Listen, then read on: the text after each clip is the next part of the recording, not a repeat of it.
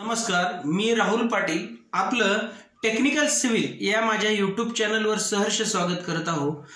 तरी महाराष्ट्रातले तमाम ITI धारक विद्यार्थी तसेच बांधकाम परीक्षकचे विद्यार्थी आणि इतर उद्योजक, ठेकेदार तसेच मटेरियल सप्लायर आणि कॉन्ट्रॅक्टर यांच्या संदर्भात एक नवीन व्हिडिओ घेऊन आलेलो आहे।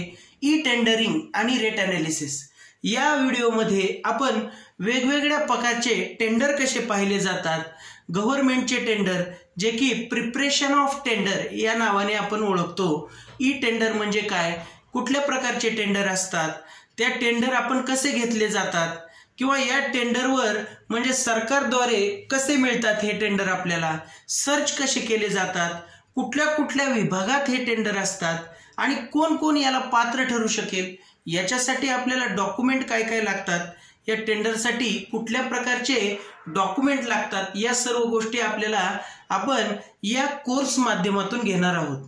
आणि हा जो कोर्स आहे हा कोर्स 15 दिवसाचा असणार आहे। रोज याला 2 तास असा वेळ दिलेला आहे।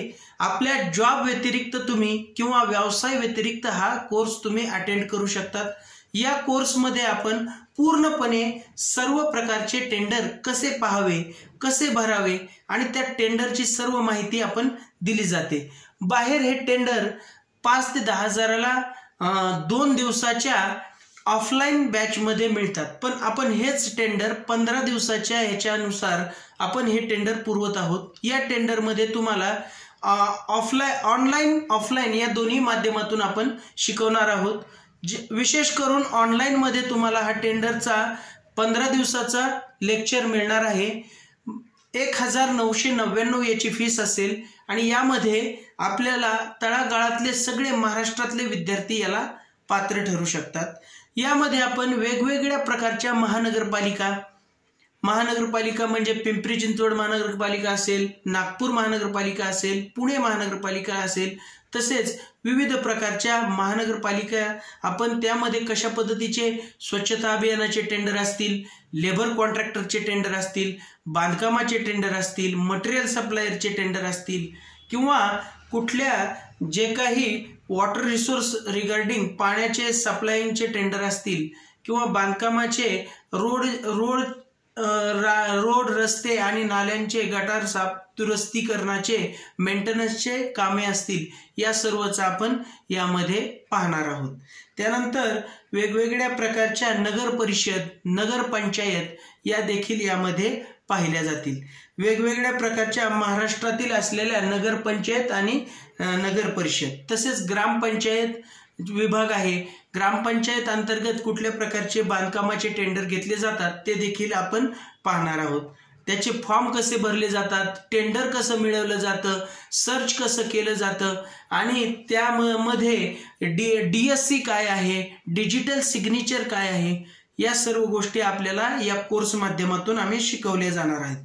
त्यानंतर महाजनको म्हणजे इलेक्ट्रिसिटी अंतर्गत ज्या काही जागा निघतात, इलेक्ट्रिसिटी अंतर्गत की ज्या काही टेंडर निघतात ते टेंडर आपल्याला कसे मिळवावे, त्याची माहिती कशी घ्यावी, ते टेंडर आपल्यापर्यंत कसं ही करावं, टेंडर हाय कसं जावं, त्या सगळ्या गोष्टी आपल्याला याच्यातून पाहायला मिळतात। त्यानंतर जिल्हा परिषद, वेगवेगळ्या जिल्ह्यामध्ये जिल्हा परिषद असते, त्या जिल्हा परिषद अंतर्गत कसे टेंडर पाहावे, कसे टेंडर मिळवावे, या गोष्टी देखील आपल्याला पाहायच्या। त्यानंतर ग्राम विकास योजना, पंचायत समिती या महाराष्ट्र शासनाअंतर्गत ज्या ज्या योजना निघतात त्या अंतर्गत आपल्याला टेंडर कसे मिळवावे, ह्या सर्व गोष्टी आपल्याला यातून पाहायच्या आहेत। त्यानंतर जलसंपदा विभाग, जलसंपदा म्हणजे इरिगेशन विभाग, यामध्ये लघु उद्योग आणि मायनर इरिगेशन, मेजर इरिगेशन या 2 प्रकारच्या ह्याच्यामध्ये जलसंपदा विभागामध्ये पिचिंग ऑफ अ स्टोन, नाहीतर हर्टिंग आणि केसिंगला जे काही कामे असतात, जे काही म्हणजे अपस्ट्रीम आणि डाऊनस्ट्रीमला जे काही कॉन्ट्रॅक्टदाराचे, ठेकेदाराचे कामे असतात डॅम साईडला, त्याचे सुद्धा टेंडर निघतात। त्या टेंडरसाठी आपल्याला निविदा कशा फाइंड कराव्या या देखील आपण यामध्ये पाहणार आहोत। अशा प्रकारचे हे टेंडर आहेत। आणि तसेच रोडचे जे काही रोड रस्ते जे काही कामे असतील PWD अंतर्गत, बांधकामा अंतर्गत, ते देखील आपण वेगवेगळ्या म्हणजे सरकारी योजनेअंतर्गत आपण ते IRCTचे असतील, रोड, रस्ते, रेल्वे या इन्फ्रास्ट्रक्चर प्रोजेक्ट अंतर्गत देखील आपण पाहणार आहोत. तर ही टेंडरची ई टेंडरिंग आणि रेट अनालिसिस. रेट अनालिसिस म्हणजे काय? विविध प्रकारचे रेट मार्केटमध्ये जे सध्याचे रेट चालू आहेत, जे की DSR प्रमाणे, डिस्ट्रिक्ट शेड्यूल रेट, DSR प्रमाणे जे काही रेट आहेत त्या रेटनुसार आपण कोणत्या म्हणजे रेटनुसार आपण ते टेंडर ची कशी भरणी करावी, किती कमीमध्ये टेंडर उचलता येईल, त्यामध्ये आपलं प्रॉफिट किती, सिक्युरिटी डिपॉझिट किती, अर्नेस्ट मनी किती, ह्या सगळ्या गोष्टी आपल्याला यातून शिकणं गरजेचं आहे. त्यामुळे टेंडर हे ठेकेदाराला, तसेच बांधकाम परीक्षकाला, बांधकाम सुपरवायझरला आणि बिल्डरसाठी हे अतिशय महत्त्वपूर्ण आहे. कन्सल्टंटसाठी देखील महत्त्वपूर्ण आहे. तर याचा परिपूर्ण उपयोग करून घ्या. जॉईन करा बॅच. धन्यवाद. थँक्यू.